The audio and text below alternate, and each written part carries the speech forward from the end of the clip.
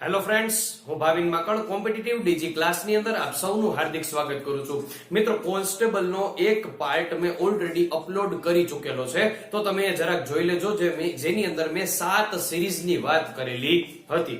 તો આજે મિત્રો આપણે જોઈએ અત્યારે કે આપણે જે બીજો પાર્ટ લીધેલો છે એની અંદર 5 ક્વેશ્ચન્સ મેં લીધેલા છે. આ 5 ક્વેશ્ચનની અંદર 3 ક્વેશ્ચન છે એ બ્લડ રિલેશનના છે, એક ક્વેશ્ચન અને એક ઘડિયાળનો ક્વેશ્ચન છે અને એક તો એકદમ સિમ્પલ ક્વેશ્ચન છે. મિત્રો, આમ જોવા જઈએ તો 35 માર્કનું ગણિત અને રીઝનિંગ સાવ સિમ્પલ લેવલનું હતું, જો પ્રેક્ટિસ કરેલી હોય તો.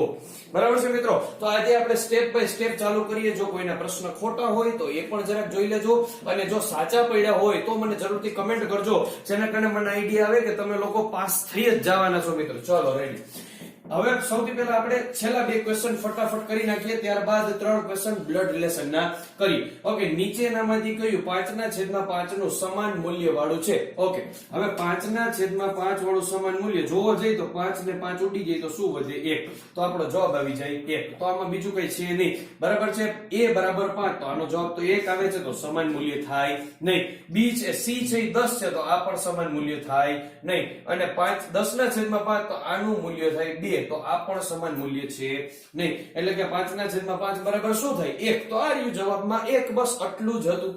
ત્યાર પછી પ્રશ્ન નંબર છેલ્લો 5મો, એ આપણે થોડો જોઈ લઈએ. કહેવામાં આવેલું છે કે ઘડિયાળમાં 5 વાગ્યા છે તો ખૂણો કેટલા અંશનો બનશે? એટલે કે મિનિટ કાંટો અને કલાક કાંટો કેટલા અંશનો બને? હવે આના માટે મિત્રો તમને ઘડિયાળનું ચેપ્ટર આવડતું જ હશે, કદાચ ના આવડતું હોય તો આપણે જરાક જોઈ લઈએ. ચલો, વર્તુળ છે એટલે કે ઘડિયાળ મેં એક દોરેલી છે. આ વર્તુળની ડિગ્રી કેટલી હોય? 360 ડિગ્રી, એટલે કે 360 ડિગ્રીનું વર્તુળ હોય છે.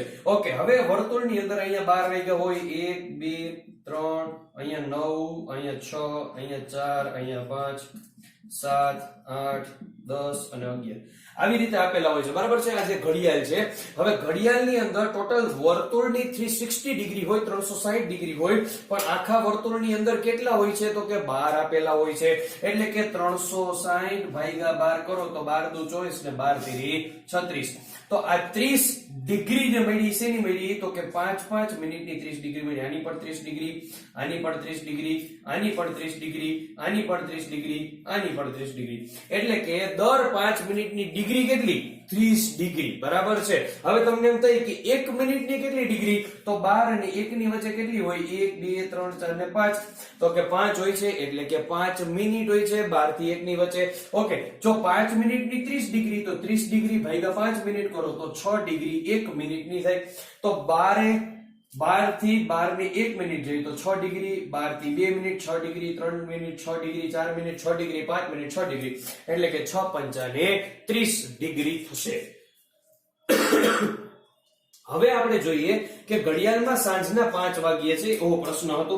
એટલે કે આપણે ઘડિયાળ દોરીએ, ત્યાં 12 વાગ્યા છે, 1 વાગ્યો છે, 2 વાગ્યા છે, 3 4 અને 5. બસ આટલું જ દોરવાની જરૂર છે. હવે નાનો કાંટો ક્યાં હશે? તો તમે કહેશો સર એક્ઝેક્ટ 5 ઉપર હશે. મોટો કાંટો ક્યાં હશે? એક્ઝેક્ટ 12 ઉપર હશે. તો આપણને આ ડિગ્રી પૂછેલી છે, અને જ્યારે આ ડિગ્રી પૂછેલી હોય ત્યારે આપણે શું કરવાનું મિત્રો? ત્યાં કે આ 5 મિનિટની 30 ડિગ્રી થાય, આ 30 ડિગ્રી, આ પણ 30 ડિગ્રી, આ પણ 30 ડિગ્રી, આ પણ 30 ડિગ્રી અને આ પણ 30 ડિગ્રી. એટલે કે 1 2 3 4 5, 5 વખત 30 ડિગ્રી આવે, એટલે કે 5 30 ગુણ્યા 5, એટલે કે 3 પંચાને 15, એટલે કે 150 ડિગ્રી આન્સર તમારો આવી જશે. મિત્રો, ક્લિયર છે? એટલે કે ઘડિયાળનું ચેપ્ટર પણ આપણે જો વ્યવસ્થિત રીતે કર્યું હોય તો આમાં પણ તમને પ્રોબ્લેમ પડ્યો હશે નહીં. અને ત્યારબાદ મહત્વના 3 બ્લડ રિલેશનના દાખલા, જેની અંદર તમારે જોવાનું રહેશે કે મારે કયો સાચો પડ્યો છે અને કયો પ્રશ્ન ખોટો પડ્યો છે. લગભગ તો બધા જ પ્રશ્ન સાચા પડ્યા હશે જો તમે પ્રોપર પ્રેક્ટિસ કરીને ગયા હશો તો. ચલો, આપણે સ્ટેપ બાય સ્ટેપ પહેલા પ્રશ્નથી ચાલુ કરીએ. ધીમે ધીમે વાંચવાનો, સ્ટેપ બાય સ્ટેપ ચાલુ કરવાનું. એ બી ની બહેન છે. એ છે ને ઈ કોની બહેન છે? તો કે બી ની બહેન છે. રેડી. હવે બી ની જેન્ડર ખબર નથી, પુરુષ છે કે સ્ત્રી છે. જો હું પુરુષ હશે ને તો એમાં ચોરસ કરીશ, સ્ત્રી હશે તો સર્કલ કરીશ. અમુક મિત્રોની યાદ હશે, પુરુષ હશે તો પ્લસ કરશે, સ્ત્રી હશે તો માઇનસ કરશે. તમારી જે રીતની પ્રેક્ટિસ એ રીતે કરવાનું રહેશે. સી એ બી ની પત્ની છે. સી છે ને, સી એ બી ની પત્ની છે, તો બી બટ ઓબ્વિયસ છે કે પતિ હશે. ફાઇનલ થઈ ગયું.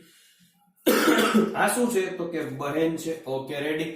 ત્યારબાદ ડી એ સી ના સાસુ છે. ડી વ્યક્તિ છે ને સી ના સાસુ છે, તો આના મમ્મી નો થાય. કોના મમ્મી થાય? ડી ના મમ્મી થાય, તો જ સી ના સાસુ થાય ને ડી. ઓકે, સાસુ એટલે કે સ્ત્રી છે. એનો મતલબ કે ડી ને બે બાળકો, એક પુરુષ અને એક સ્ત્રી, એટલે કે ડી ને બે છોકરા, એક એ અને એક બી. બી ની પત્ની કોણ? તો કે સી. ને સી ના સાસુ કોણ? તો કે ડી. હવે ક્લિયર થઈ ગયું. એ તો એ ના દીકરા, એ ના દીકરા એટલે કે ચોરસ. હવે ઈ કોણ છે ખ્યાલ નથી. અને ડી ના પતિ, ડી ના પતિ, હવે ડી ના પતિ છે ઈ પણ ખબર નથી. એનો મતલબ કે આ પણ એની દીકરી અને આ એનો દીકરો. પરફેક્ટ. નો વચ્ચેનો સંબંધ શું થશે? ઓકે, આ જે કઈ પણ હોય XYZ જે કઈ પણ હોય આઈડિયા નથી. એટલે કે આની પત્ની ડી, એના બે બાળકો એટલે કે એ અને બી. બી છે એ પુરુષ છે, એ છે એ સ્ત્રી છે, અને એનો પુત્ર. આનો અને આનો સંબંધ આપણને પૂછેલો છે. જો મિત્રો એક્ચ્યુઅલમાં જોવા જઈએ તો દીકરીનો દીકરો એટલે કે દોહિત્રો, દીકરીની દીકરી એટલે કે દોહિત્રી, દીકરાનો દીકરો એટલે પૌત્ર, અને દીકરાની દીકરી પૌત્રી. પણ આની અંદર આપણને દોહિત્રો અને દોહિત્રી ઓપ્શનમાં નથી આપેલું, એટલે આપણે દાદા અને પૌત્ર ઓપ્શનમાં ટીક કરવાનું રહેશે. આઈ થિંક કે આ પ્રશ્ન રદ થશે જો પ્રોપર આરટીઆઈ કરવામાં આવી તો. બાકી આ પ્રશ્નનો માન્ય જવાબ દાદા અને પૌત્ર ગણવામાં આવશે. ચલો રેડી છે મિત્રો? જો તમે આ કર્યું હોય ટીક તો 1 માર્ક મળી જશે, અને પ્રશ્ન રદ થયો તો બધાયને 1 માર્ક મળી જશે. બાકી તમે જો આમાંથી કંઈ પણ ટીક કરેલું છે તો 100% એકેય માર્ક નહીં મળે. ત્યારબાદ નેક્સ્ટ ક્વેશ્ચન, એ અને બી ભાઈઓ છે. ઓકે, એ અને બી ભાઈઓ છે. ચાલો, સી એ નો દીકરો છે. સી વ્યક્તિ છે કોનો દીકરો છે? એનો દીકરો છે. પરફેક્ટ. ત્યારબાદ ડી એ બી ના પિતા છે. ડી વ્યક્તિ છે ને કોના પિતા છે? તો કે બી ના પિતા છે. તો બી ની પત્ની સાથે, ઓકે, તો કે ડી ની પત્ની આપણને ખ્યાલ નથી કોણ છે, સાથે સી નો શું સંબંધ થશે? એટલે કે આમને બે બાળકો છે, એ અને બી, બંને પુત્રો એટલે કે બંને મેલ છે, અને એનો પુત્ર સી છે. તો આમનો પુત્ર એ ને એનો પુત્ર એટલે કે પુત્રનો પુત્ર એટલે કે પૌત્ર. તો આપણો આન્સર થશે બી, પૌત્ર. ચલો પરફેક્ટ. ત્યારબાદ લાસ્ટ ક્વેશ્ચન, એ પણ બ્લડ રિલેશન નો છે, તમારે સાચો પડ્યો હશે મિત્રો. એ બી ની પત્ની છે. એ છે ને એ કોની પત્ની છે? તો કે બી ની પત્ની છે. ચલો રેડી. બી ની પત્ની છે એટલે કે આ પતિ હશે. સી એ નો ભાઈ છે. સી વ્યક્તિ છે ને કોનો ભાઈ છે? તો કે સી વ્યક્તિ છે એ નો ભાઈ છે. ઓકે, એટલે આ બે હસબન્ડ વાઈફ છે અને આ બે ભાઈ બહેન છે. ઓકે. ડી એ સી ની સાસુ છે. ડી વ્યક્તિ છે ને સી ની સાસુ છે, તો સી ના કોક સાથે મેરેજ થયા હશે. હા, મેરેજ થયા હશે. એની મમ્મી કોણ હશે? ડી હશે. એની મમ્મી ડી હશે. તો એની દીકરી અને એનો જમાઈ, તો આ જેના સાસુ થયા. પરફેક્ટ. ફરીથી એક વખત, તો કે એ અને સી ભાઈ બહેન છે, અને ડી એ સી ના સાસુ છે, તો સી ના સાસુ બનાવવા માટે એની વાઈફ અને એના પત્ની. તો ડી ની પુત્રી એટલે કે આ ડી ની પુત્રી સાથે એ નો શું સંબંધ થાય? આ બે નો રિલેશન પૂછેલો છે. એટલે કે આપણે જોવા જઈએ તો કે પતિની બહેન, પતિ, આનો પતિ સી અને એની બહેન એટલે શું થાય? તમારો આન્સર આવશે નણંદ ભોજાઈ. એટલે આન્સર આવશે નણંદ. મિત્રો, તો આ આપણે કોન્સ્ટેબલ નું બીજું પેપર એટલે કે બીજો પાર્ટ આપણે જોયો. હજી પણ થોડાક ક્વેશ્ચન બાકી છે, એ પાર્ટ નંબર 3 ની અંદર આપણે કવર કરશું, અને મોસ્ટ ઓફ ક્વેશ્ચન એની અંદર પઝલ ના હશે મિત્રો.